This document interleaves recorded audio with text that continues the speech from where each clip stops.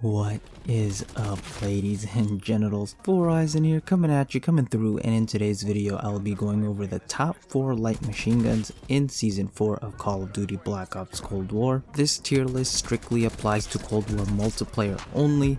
These are just my opinions as a Masters Division player, and after getting each gun DM Ultra, I will be ranking them from worst to best, so let me know in the comment section below your thoughts on the LMGs. But starting off in our number 4 spot is the RPD. In my old list I had it ranked higher. It did get a buff to its bullet velocity in Season 3, however it also got its magazine size reduced from 70 to 50, which is a very noticeable nerf. The RPD has the slowest time to kill out of all of the light machine guns. It's not too far off, but it does have the slowest. Even though it does have the slowest time to kill, it has laser recoil and it has the fastest movement speed out of every single light machine gun. The movement speed is comparable to an assault rifle, allowing you to beat out your enemies to the power positions.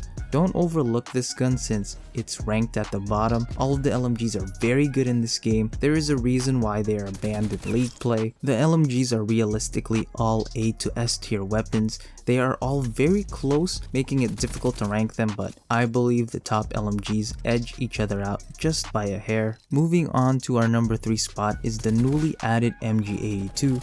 You can acquire this gun through the Season 4 Battle Pass. It has the highest fire rate in the light machine gun class.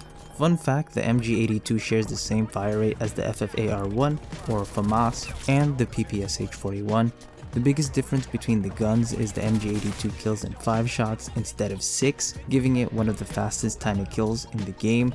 In the minimum damage range for all light machine guns, it actually has the fastest time to kill in the minimum damage ranges. The low effective damage range on the MG82 is one of its weaknesses, but it pretty much applies to all of the light machine guns since they all got major nerfs to their damage ranges, and since the MG82 has such a high fire rate, it barely affects the gun's time to kill. The one thing that the 2 LMGs I placed above the MG82 have is that they have easier to control recoil patterns. When I think of light machine guns, they are usually posted up in the back, and the MG82 can beam people at range, but it takes a lot more effort compared to our top 2 light machine guns. If you can master the recoil on this gun, you will reap the rewards of an extremely consistent time to kill. Did I mention it also has the same firing sound as the Hades? Next, in our number 2 spot, which was surprisingly close to being number 1, is the M60. I used to think this gun was complete garbage, but the more time I played with it and when I equipped the Field Agent grip,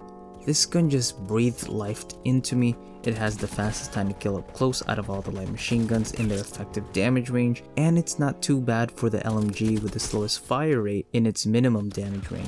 It makes up for its weaknesses with a high damage and low recoil. If you get one headshot with this gun, it turns it into a 2-tap machine where when you shoot someone or if you get shot by this thing, it will be an insta-kill. Don't overlook the M60. If I could improve this gun, I would say a faster ADS and sprint out speed, which pretty much applies to all the light machine guns, but I think that buff would turn these things into overpowered camping machines. The M60 is just good everywhere. It just falls short of the number 1 spot since the number 1 LMG in my opinion just does things a little bit better. Finally, without further ado, in our number 1 spot, you should know that it is the Stoner 63. I had it first in my old tier list and it remains the same.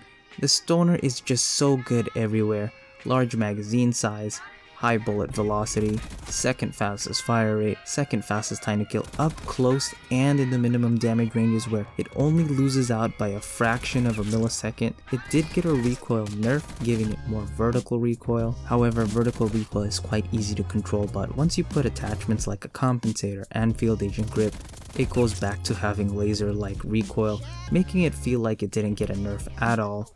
The Stoner is deserving of that number 1 spot, with the gap that it used to have over the other LMGs disappearing due to buffs and nerfs. Like I said, all of the LMGs are very good, so you can't really go wrong with using any of these. Let me know what you guys think of my tier list in the comment section below. Do you like it how it is? If not, how would you rank them? Let me know. I do respond. Other than that, namaste my friends, and I will talk to you all next time.